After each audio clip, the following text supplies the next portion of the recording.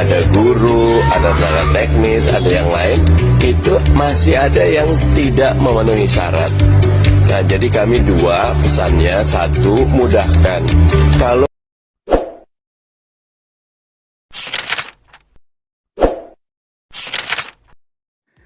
Terima kasih Ketua. Saya harus apresiasi juga ini.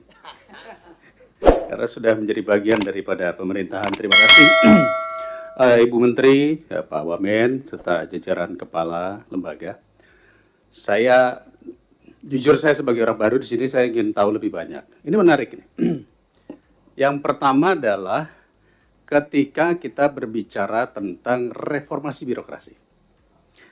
Ini sebentar lagi musimnya pilkada langsung, dan saya yakin banyak kepala daerah yang menjanjikan reformasi birokrasi.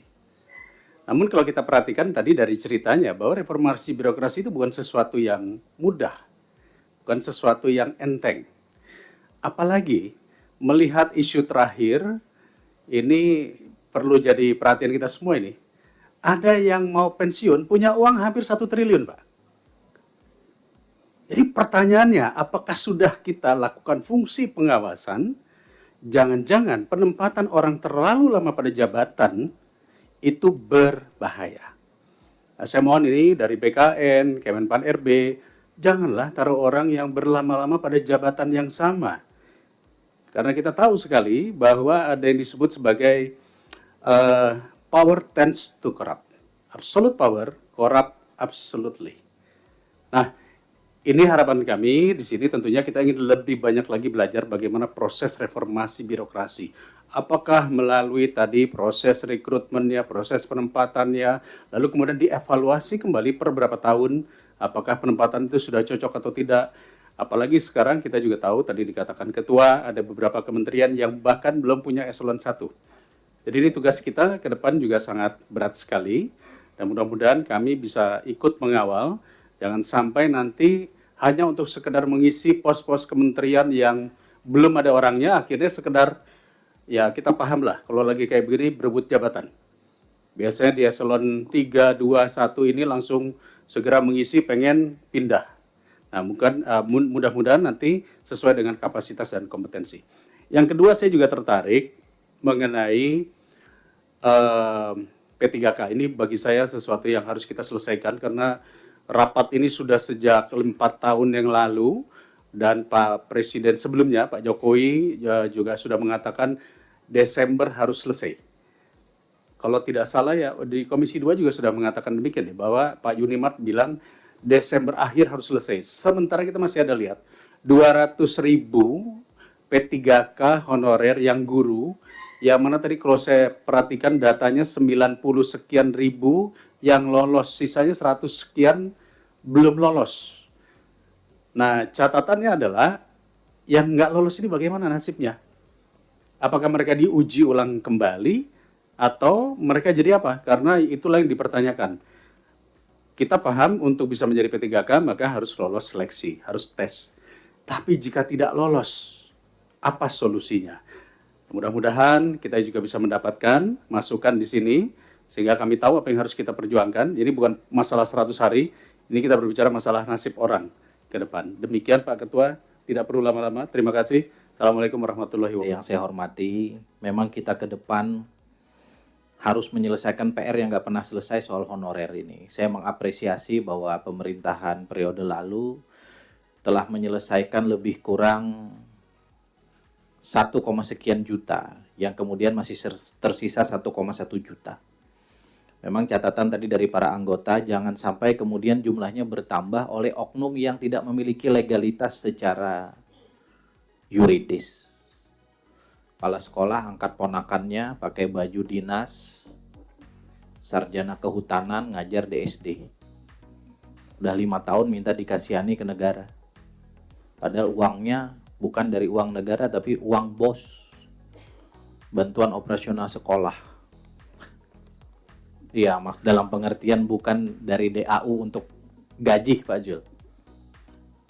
Yang begini, apa yang dikatakan Pak Zul dan para pimpinan yang lain, kita harus memberikan sanksi. Kalau kemudian ketentuannya sudah jelas, sanksinya nggak ada, titel eksekutorial di undang-undang nggak ada, ajukan cepat perubahan undang-undang ke kami. Kalau itu merupakan bagian dari cara kita menyelesaikan persoalan. Komisi 2 sungguh-sungguh untuk menjadi bagian dari solusi reformasi birokrasi dan kepegawaian di Republik ini. Yang kedua, saya kira kita perlu membangun merit system aparatur sipil negara yang merata dan berbasis nasional. Isu tim sukses di setiap pemilihan gubernur, bupati, wali kota pada level terutama eselon 2 itu sesuatu yang sulit dihindari karena nasib karir mereka tergantung pada si gubernur, bupati, wali kota terpilih. Sini banyak mantan kepala daerah, ada senior Pak Longki, mantan gubernur, ada para mantan bupati, mantan wali kota di sini. Yang saya kira juga sadar atau tidak sadar pada saat beliau mengikuti pemilihan kepala daerah, tanpa diminta itu para eselon 2 menawarkan diri. Kita nggak punya indikator keikhlasan, Pak, karena itu soal hati, nggak bisa. Tapi patut diduga itu semua adalah bagian dari mereka menyelamatkan karir. Nah, kalau merit system ini dibangun secara nasional dan merata, eselon 2 ke atas, eselon 2, eselon 1, diangkat, diberhentikan oleh pusat, bisa dirotasi kapanpun. Dia boleh jadi kepala dinas di mana, tapi dia bisa dirotasi kemanapun di Republik Indonesia ini, maka merit system kita, saya kira sesuatu yang perlu kita pikirkan dalam konteks perubahan undang-undang dan sistem kepegawaian kita ke depan. Yang terakhir tentu soal kelembagaan. Yang tadi sudah banyak diceritakan, terutama kelembagaan pada level kementerian dan lembaga negara yang memang harus segera menjadi PR kita. 100 hari ke depan ini harus beres, Bapak Ibu sekalian. Kalau bisa lebih cepat, lebih baik. Saya tidak bisa membayangkan teman-teman kami jadi menteri hari ini, kantornya belum tahu di mana, isinya nggak ada. Uangnya belum ada. Sayangnya uangnya ini bukan domain Komisi 2. Kalau domain Komisi 2 kita lanjutkan sama Menteri Keuangan nih Pak Dede Yusuf. Jadi kita bisa membayangkan bagaimana mereka mengerti tugas pokok dan fungsinya tapi tidak bisa menyelesaikannya hari ini. Ini dilema betul bagi kawan-kawan yang sekarang menjadi menteri, menjadi kepala badan dan seterusnya. Saya persilahkan kepada Bu Menteri dan para kepala lembaga, Ketua Ombudsman untuk memberikan respons berdasarkan tema saja Pak. Nggak usah satu persatu disebutkan. Dan nanti kalau diperlukan jawaban yang sangat detail berdasarkan data, tolong di... Setuju? Kalau Bu Menterinya setuju, kita ketok. 6. Komisi 2 DPR RI mendorong Kementerian Pan-RB dan BKN segera menyelesaikan penataan tenaga non-ASN paling lambat Desember 2024 sebagaimana amanat pasal 66 Undang-Undang Nomor 20 Tahun 2024 tentang ASN agar para tenaga honorer dapat memiliki kepastian status kepegawaian menjadi ASN. Pimpinan. Siap, Pimpinan. silakan. Makasih pimpinan. Saya usul rekomendasi ini sudah bagus pimpinan, cuman saya usul ditambahkan sedikit. Silakan. Komisi 2 DPR RI mendorong dan seterusnya untuk paling lambat Desember 2024 sebagai amanat undang-undang tentang perusahaan negara agar tenaga honorer memiliki kepastian sebagai ASN dan memastikan semua formasi terkait dengan guru, tenaga teknis dan kesehatan yang masuk sebelum tanggal hari ini pimpinan itu dibuka formasinya. Ya, bahasanya mungkin bisa disesuaikan. Karena gini pimpinan, statusnya ada beberapa daerah, terutama kita nih, tidak dimasukkan tenaga teknis dan kesehatan dalam usulan. Tapi ada surat-susulan 2 minggu yang lalu.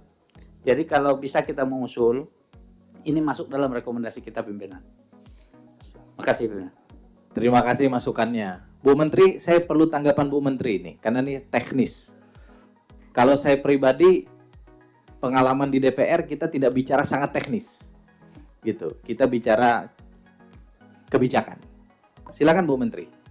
Baik Pak, sebetulnya Ini memang betul teknis, Pak. Jadi di Undang-Undang Nomor 20, kemudian di dalam RPP juga sudah diuji dan sudah disepakati dengan Komisi 2. Jadi memang kita penyelesaian ASN itu formasinya di mana sesuai dengan usulan daripada instansi yang bersangkutan. Jadi tidak bisa disusulkan gitu ya, Pak ya. Jadi mungkin saya ingin mengusulkan supaya ini tidak perlu diatur di dalam angka 6 ini. Terima kasih. Artinya Pak Rahmat, sepanjang itu sudah diusulkan oleh pejabat yang berwenang, Kemenpan RB tidak memiliki kompetensi untuk menolak. Kira-kira gitu. Tapi untuk mengkreat mereka nggak bisa. Itulah kita hormati tugas dan kewenangan sesuai undang-undang. Kita kembalikan seperti asal sampai dengan menjadi ASN titik. Setuju ya? Setuju. Izin Pak, itu Undang-Undang Nomor 20 tahun 2023 bukan 2024. Oh, 2023. Itu tolong kesekretariatan undang-undang jangan sampai salah. Malu kita sama Bu Menteri ini. Kita ralat, Bu. Setuju ya? Nah, setuju. Sebagai upaya meningkatkan pengembangan kompetensi ASN, Komisi 2 DPR RI mendukung lembaga administrasi negara untuk memperkuat pengelolaan SDM dengan pelatihan berkelanjutan yang terintegrasi dengan tugas dan tanggung jawab pekerjaan guna mencapai tujuan organisasi dan pembangunan nasional. Cocok Pak Kepala Lan? Cocok. Setuju. 8. Komisi 2 DPR mendorong Arsip Nasional Republik Indonesia untuk memastikan proses tata kelola arsip di kementerian dan lembaga yang mengalami perubahan struktur berjalan secara benar dan sesuai prosedur, sehingga pemindahan dan penyimpanan data dapat berlangsung lancar tanpa kehilangan data arsip penting. Setuju Pak Kepala? 9. Ada guru, ada tenaga teknis, ada yang lain, itu masih ada yang tidak memenuhi syarat. Nah, jadi kami dua pesannya, satu, mudahkan. Kalau urusan tidak memenuhi syaratnya adalah masalah teknis administratif, mudahkan. Jangan, misalnya surat keterangan nggak ada, mudahkan. Karena mereka sudah puluhan tahun berjuang. Nah, yang kedua, bagi formasi yang kurang, segera dibuka gelombang kedua.